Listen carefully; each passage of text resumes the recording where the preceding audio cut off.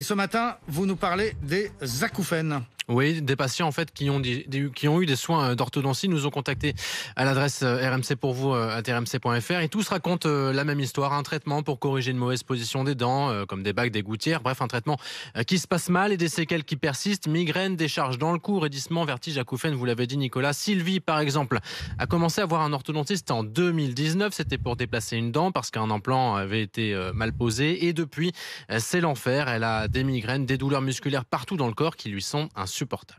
Quand je suis allée voir l'orthodontiste, 3 jours après qu'elle ait mis son appareillage, j'ai eu des problèmes pour fermer ma bouche. Et depuis, je ne peux plus fermer ma bouche, ça fait 2 ans. Ça a changé toute ma vie. Je dois vivre tous les jours avec des douleurs atroces, mais vraiment atroces.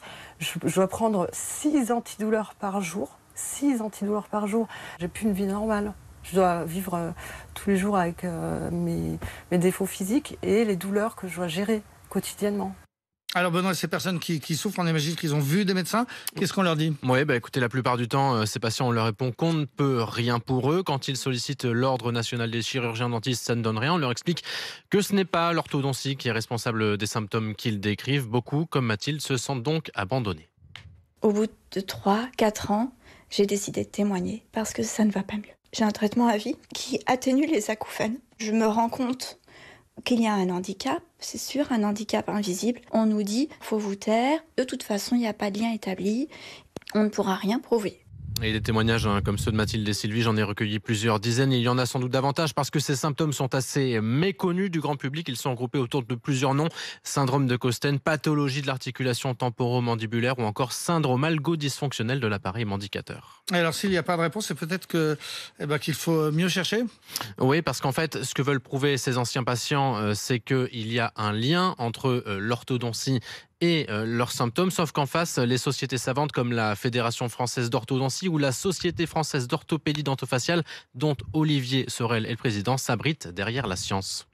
Je ne peux pas vous dire, franchement, c'est à cause de l'orthodontie. C'est pas prouvé, c'est pas montré.